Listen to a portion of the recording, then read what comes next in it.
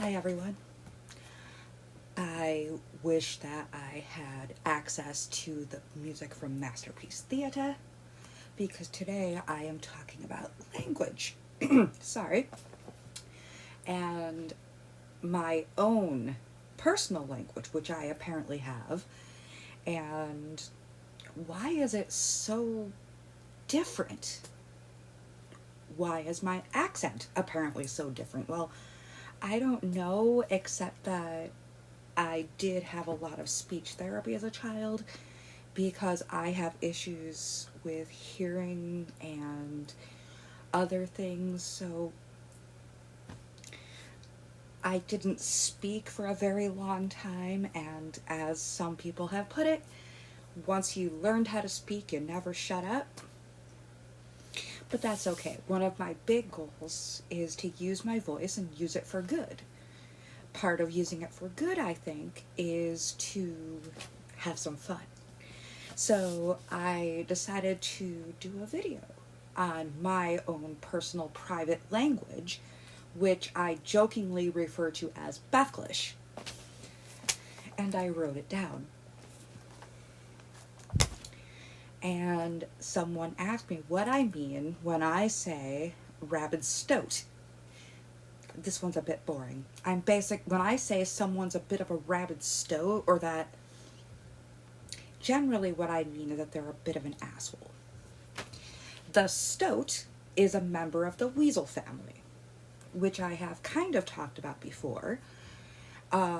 The image I have is copyrighted, and I really don't want a copyright strike, so I'll just put a link in the description along with the book that I'm reading at this present moment, and even the Audible that I have for said book, because I got a free Audible for Spartacus, the original Spartacus, as written by Howard Fast. And I also had the Audible for those times when I basically just have my headphones and I'm, say, at the doctor or taking time out from, say, Thanksgiving dinner, because sometimes a person needs a little bit of quiet. Both are highly recommended. So anyway, when I say I hope that person gets bitten by a rabid stoat, what I basically mean is a stoat is already a nasty, angry little creature. And if they're rabid, they'll be even more so. Rabies is an illness that can be transferred from certain animals to human beings. And it's not a great disease, and you definitely need help. So basically, yeah. Next up on the list, number 1, squick. Something gross that makes me feel gross, or that grosses me out. I am squicked. Something that's squeaky, as in that thing is squeaky. Something is gross. A twat. British slang that I somehow picked up. It's the vagina. Mostly actually the outside that most people refer to, that's actually the vulva. I always try to teach people when I'm advocating, because people with disabilities are at risk of sexual abuse, and it's easier to use proper language when you are discussing it with, say, your reproductive organs with medical staff. So while you might refer to your genitals as the garden of earthly delights, say if you're giggling with friends, you probably want to say things like penis or vagina or vulva, breasts when talking with medical staff and or the police if you have been hurt. Because giving it cutesy nicknames really doesn't help you. But a twat is basically a British slang word for the vagina. Also used when someone might actually say something like bitch, and words like the word bitch, which we all know is also a female dog. A twatopotamus is someone who is so bitchy that we need a word that describes just how incredibly bitchy that person is. This isn't just a little bitchy, this is really bitchy. So they're a twatopotamus.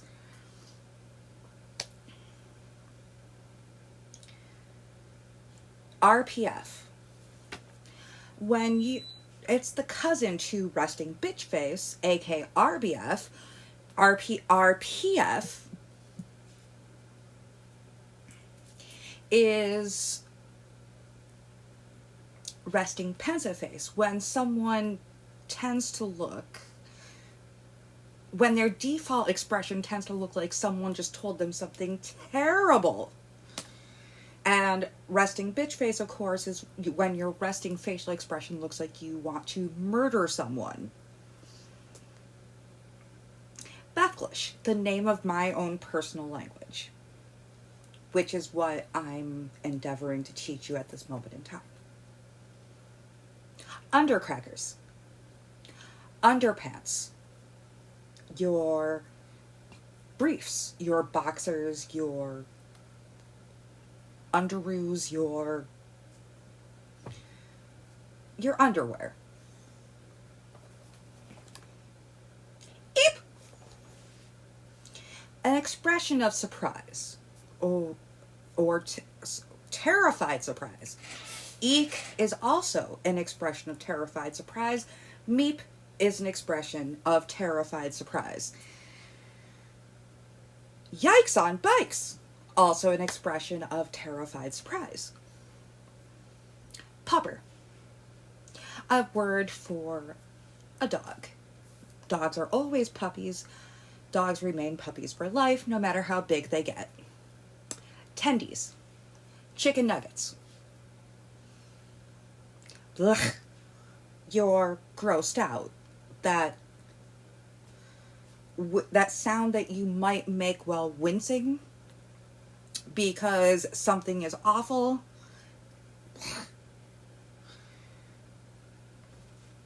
Blanky McBlankface. Basically, if I'm naming, say, a ship, I might call it Bodie McBoatface. If someone is kind of a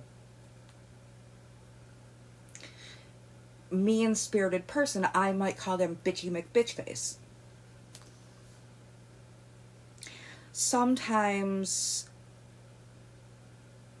this might be replaced by calling them Bitchy Witchy Doodah or something close to it.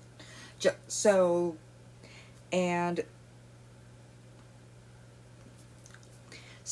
there is my personal language in roughly 9 minutes.